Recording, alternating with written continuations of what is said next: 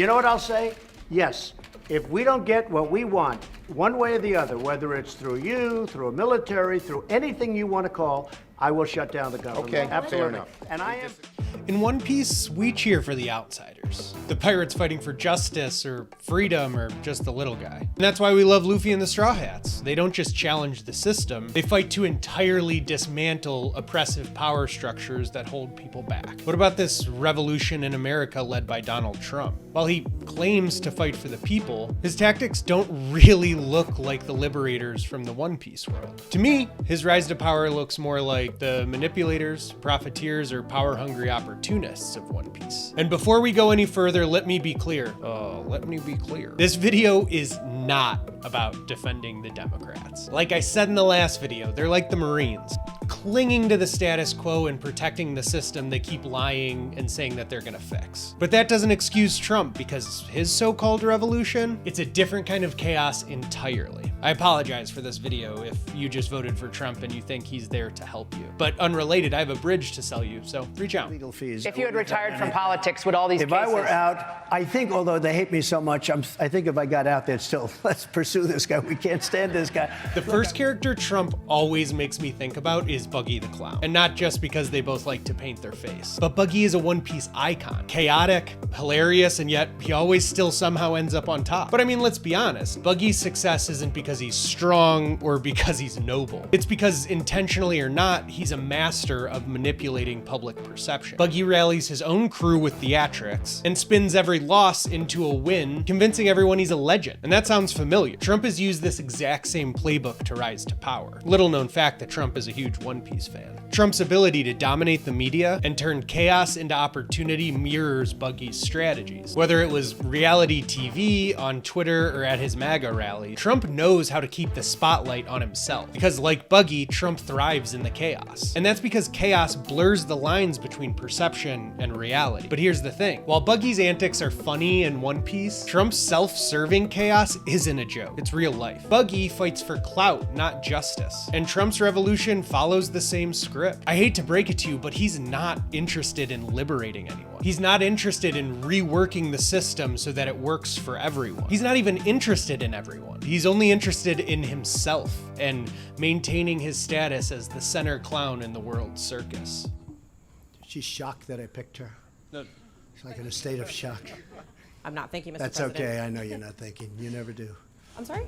And the next Trump comparison I gotta talk about is Blackbeard, one of the most ruthless and cunning villains in all of One Piece. And Blackbeard isn't just a pirate. He's a powerful master of manipulation and betrayal. He betrays his own crew to seize the dark fruit, and that's just the beginning. His entire rise to power is built on using others as stepping stones. He elevates the chaos at Marineford and then swoops in to claim Whitebeard's powers, literally stealing the man's devil fruit when he's dying. Like, have some shame, man. And Trump's rise in motivation has followed a similar trajectory. People may not remember this, especially younger people or first-time voters, but Trump's political career began by exploiting division. He helped start and stoke the birther conspiracy about Obama not being born in the United States, which directly appealed to the racial tension and the growing distrust of the establishment at the time, which has now risen to historic levels. And then there's Trump's refusal to concede the 2020 election, which led to the January 6th uprising. Just like Blackbeard's chaos at Marineford, Trump stirred the pot, and then he sowed division, and then he positioned himself as the figurehead of this revolution. He and Blackbeard both started their careers outside of the government sphere, but are fixated on becoming a king of some sort. But as both of them assert themselves as leaders of the new world and revolutionary figures, is it really about justice or the people? Or is it just about power? It's obvious that Blackbeard's rise to Yonko was never really about freedom or justice. It was about consolidating power so that he could achieve his dream, ultimately replacing one oppressive leader with another, himself. And Trump's tactics mirror this perfectly. He weaponized the judiciary, stacking the Supreme Court with justices who are loyal to his ideology. He's challenged democratic norms, and not to dismantle corruption like he said, but to ensure even more control over the system. And this is where people like Trump and Blackbeard fundamentally diverge from characters like Luffy and the Straw Hats. Luffy fights for a world where everyone can live freely and without any oppression. Blackbeard and Trump don't want to actually break the system. They want to own it. And we've seen in One Piece that Blackbeard's revolution is a power grab. And in real life, with Trump's revolution, It's no different.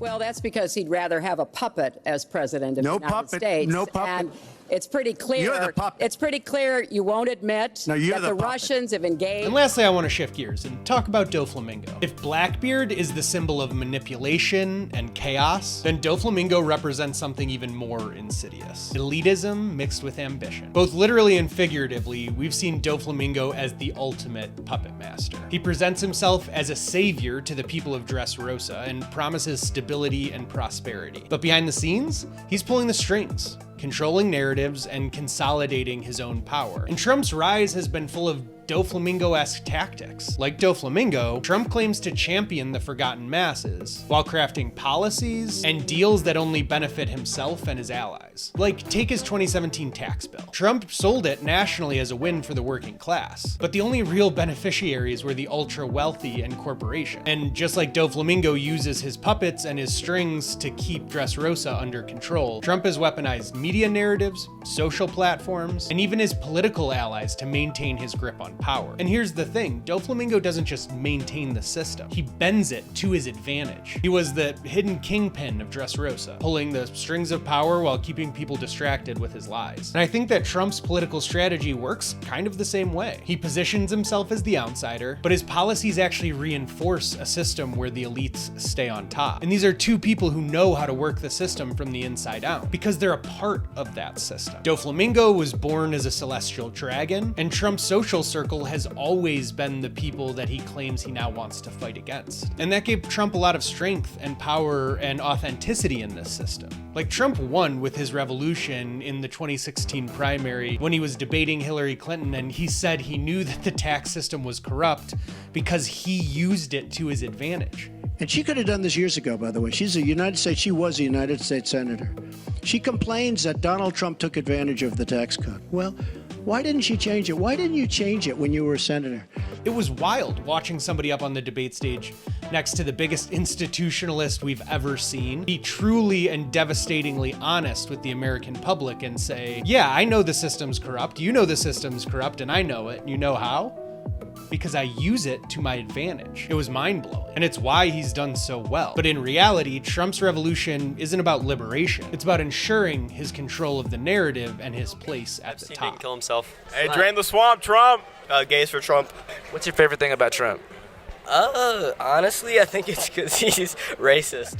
And this comparison isn't just about Trump, it's about his crew too. Because like every One Piece villain, Trump has a loyal group of followers, and his are just as colorful as Doflamingo's. So I'm gonna talk about two of the famous ones that I think are really funny. JD Vance, a man I have less respect for than just about anybody in the world. You can understand who this guy is in One Piece terms by thinking about Spandam. Spineless, sycophantic, and utterly dependent on a more powerful figure to stay relevant. Vance showed his hypocrisy when he went from writing scathing critiques of Trump to becoming one of his most loyal defenders. Just like Spandam, with a promise of power, he will do anything. And then there's everybody's favorite giant baby tech genius, Elon Musk. And if Vance is Spandam, then Musk has gotta be Caesar Clown. Let's be honest, Musk is brilliant. You can't lie and say that he's not. As a scientist, I'm not 100% sure, but as a businessman, like, yeah, this is a guy who's created a bunch of successful businesses or bought and then scaled a bunch of incredible businesses.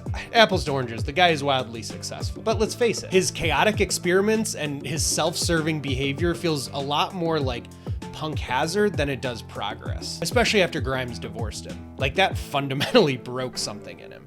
Remember when he was like super liberal? But the last year or two has really shown a different side to him. Him buying Twitter and then constantly pumping it full of right-wing ads and porn bots to stay relevant is practically like Caesar's gas attacks on punk hazard and social media form. And to me, the funniest thing about these two is that both of them, Vance and Musk, have well-documented histories of disappointing their fathers. So to me, it's not really surprising they flock to Trump, the right's savior daddy and the ultimate disappointed father figure. And to keep these parallels going, it's like Buggy's chaotic crew has all come together, loyal to nothing else but dysfunction, no matter how absurd. But ultimately doing something right, because after all these years, they're still relevant and still in power.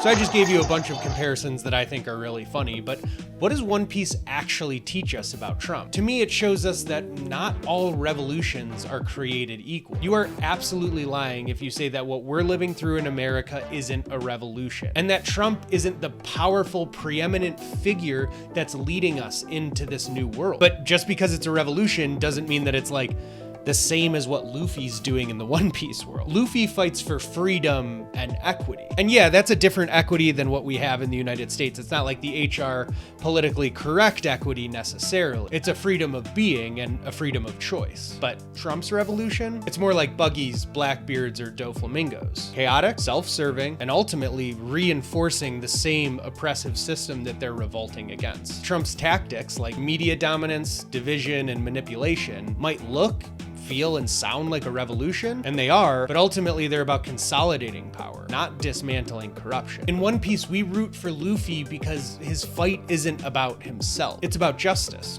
for everyone. So maybe it's time we start asking the people we cheer for in real life if they're actually fighting for us or just themselves. Vote Nico Robin in 2028. Love you, Noonheads. Arrivederci.